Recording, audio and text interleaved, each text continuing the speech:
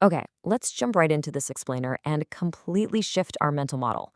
When we think about how our devices are made, we tend to imagine this simple, straight line from raw materials to a factory and then directly into our hands. But honestly, that linear model is a total myth.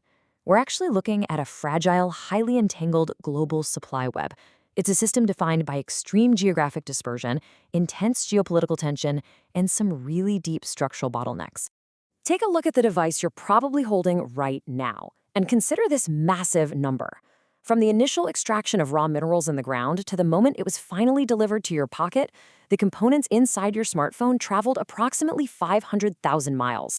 To truly put that staggering human-scale tension into perspective, that is the equivalent of a physical journey to the moon and back.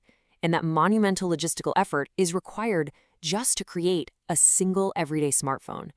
It's an absolute marvel of human engineering, but as we're going to see, it's also a system fraught with vulnerabilities. Section 1. The half-million-mile device. Let's map out exactly how this incredibly dispersed geographical journey actually plays out across the globe. So this delicately balanced web relies on 62 different types of metals. This includes rapidly depleting rare earth elements like dysprosium, which could face severe shortages in the coming decades. And because of hyperspecialization, components don't just move forward, they constantly backtrack. Take a legacy iPhone home button, for example. Its materials literally zigzag across international borders, from China to Taiwan, back to Shanghai, over to Germany, and through Japan, all before final assembly even begins. It's a logistical dizzy spell that creates some highly critical tech choke points. And here is one of those massive structural vulnerabilities. By 2028, China is projected to control 75% of global display production capacity. When you have 3/4 of a vital component locked within a single geopolitical sphere, well, that's not just a supply chain anymore. That is a severe strategic choke point impacting both everyday consumer devices and highly sensitive defense electronics alike. Section 2. The geography of profit. Considering this vast global journey and the thousands of steps involved, we have to ask a critical, causality-driven question. Who is actually capturing the wealth in this web? There's a pretty stark contrast when it comes to financial power. Looking at the value distribution of a high-end device, using the classic Nokia N95 as a heavily studied benchmark, we see that developed nations capture over 50% of the total value through branding, intellectual property, and R&D. The actual physical assembly, that accounts for a mere 2% of the value. This is exactly what we call the assembly paradox. You know that made in China or made in Vietnam labels stamped on the back of your phone? It completely obscures the invisible flows of power, ownership, and profit. The physical location of assembly is practically irrelevant to where the wealth is actually accumulating, which is almost entirely in the developed world. And even when we zoom into the corporate layer itself, we see complex trade-offs governing profitability. Mobile carriers actually capture the greatest gross profit per individual handset sold. However, handset makers ultimately win out on operating profit. Why? Because the device manufacturers are entirely unburdened by the massive ongoing capital expenditures required to build and maintain the physical network infrastructure that makes the phones useful in the first place. Section 3. The illusion of decoupling. Despite countless headlines about de-risking or implementing China Plus One supply chain strategies, completely decoupling from this deeply entrenched system is essentially an illusion. We can understand this rigid hierarchy through what economists call the flying geese paradigm.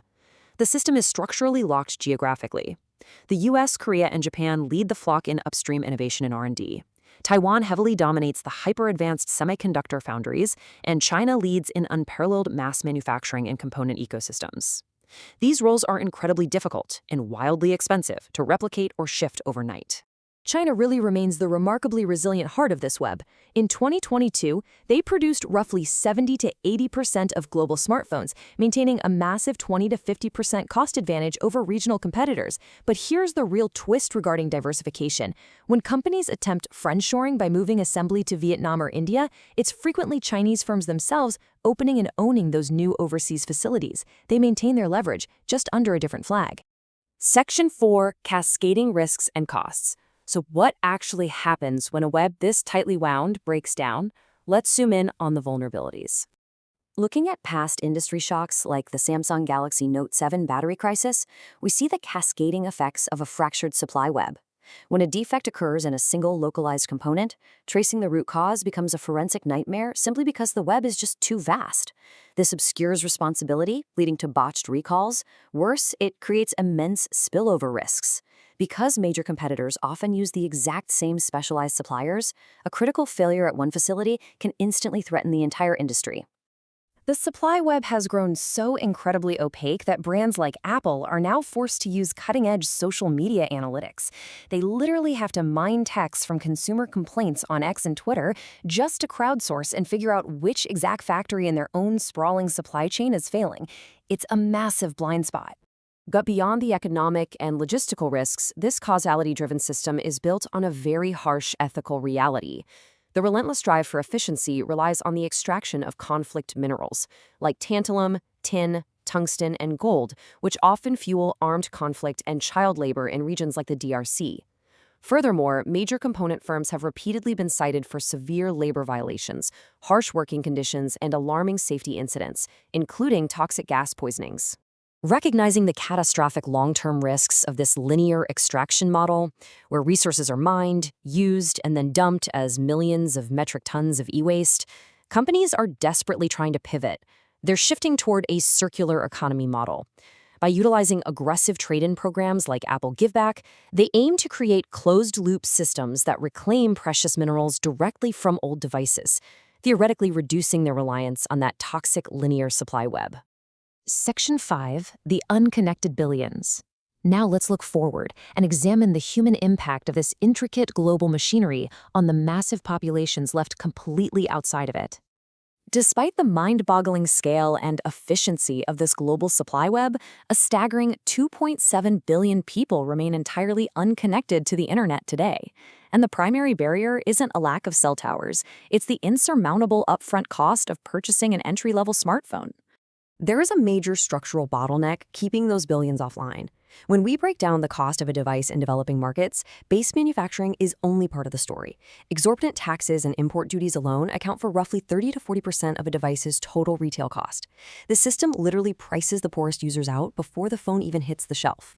To actively bridge this digital divide, we're seeing some aggressive policy interventions. Governments in countries like Colombia and Kenya are utilizing policy levers like targeted VAT exemptions and universal service subsidies to artificially lower the barrier to entry. Alongside this, we see the rise of innovative financing, specifically the PAYGO model. This uses remote device locking technology to securely offer microloans to unbanked individuals, truly democratizing access to the hardware.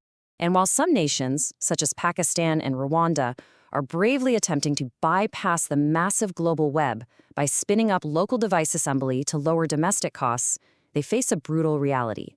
They simply cannot achieve the massive economies of scale required to truly compete on price with the established, hyper-optimized manufacturing hubs in Asia. Which leads us to our final critical takeaway for this explainer. We are entirely dependent on a fragile, deeply entangled global web that pushes the very boundaries of human engineering and logistics. It connects us seamlessly, yet operates on razor-thin ethical and geopolitical margins. So the defining question for the next decade of this industry is this. As we rely on this fragile, 500,000-mile web that connects us, how do we reform this exact same system to finally empower the 2.7 billion people it currently leaves behind?